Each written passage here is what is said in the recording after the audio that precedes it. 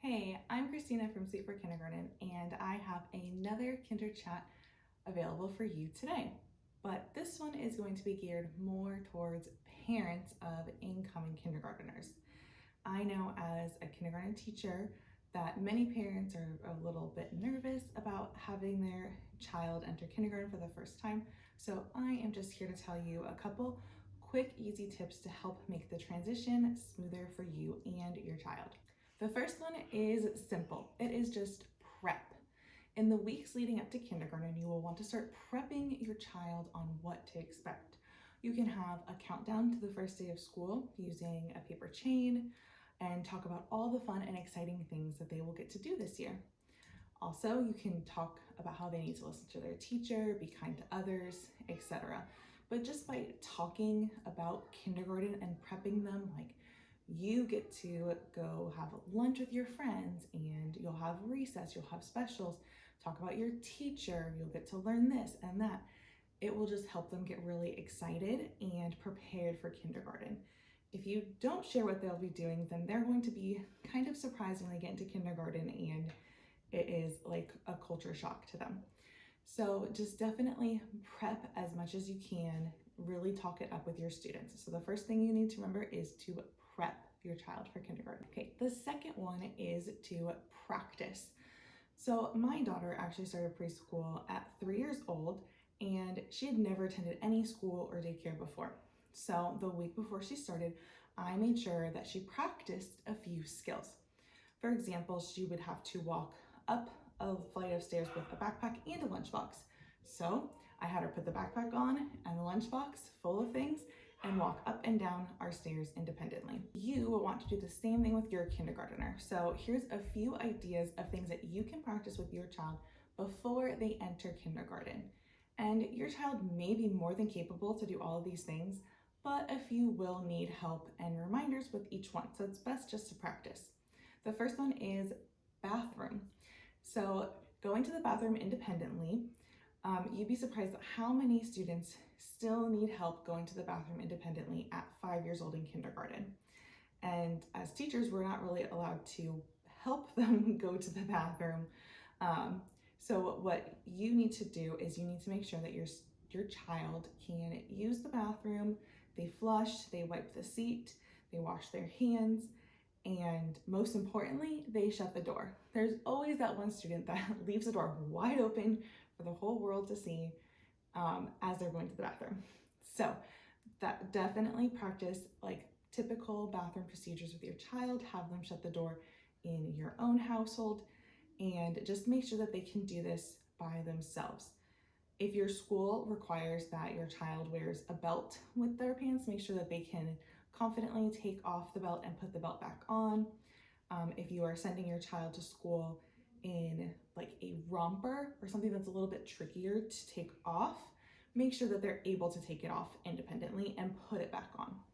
Lunchtime is another area that a lot of students will need help with. When you're packing your child's lunch, make sure that they can open every single container or every single package and also close the containers.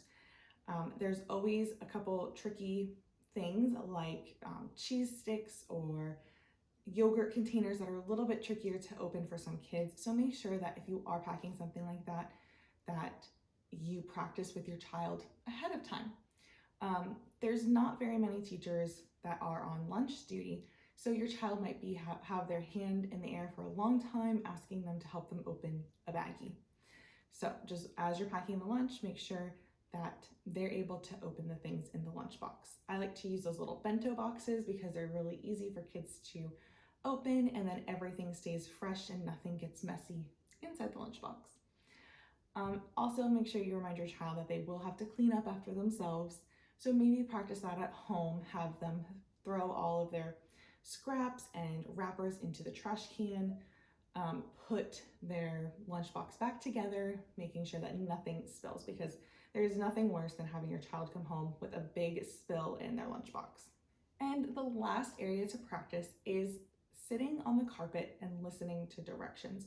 So with your child, they'll be sitting on a carpet during lessons, they'll be sitting at a desk, they'll be sitting in different areas of the classroom.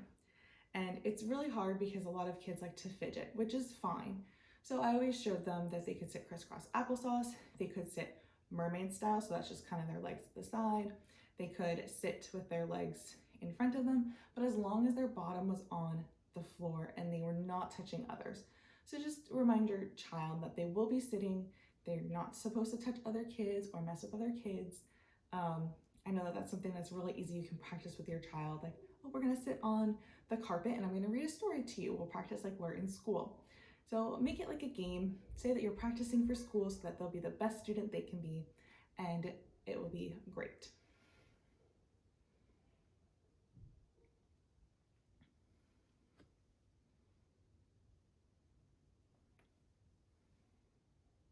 And the last one is patience. So it will take some time for children to adjust to kindergarten, even if they attended some kind of preschool or pre-K program where they were in school the majority of the day. So please be patient with your child and your child's teacher as they adjust to that first month of school.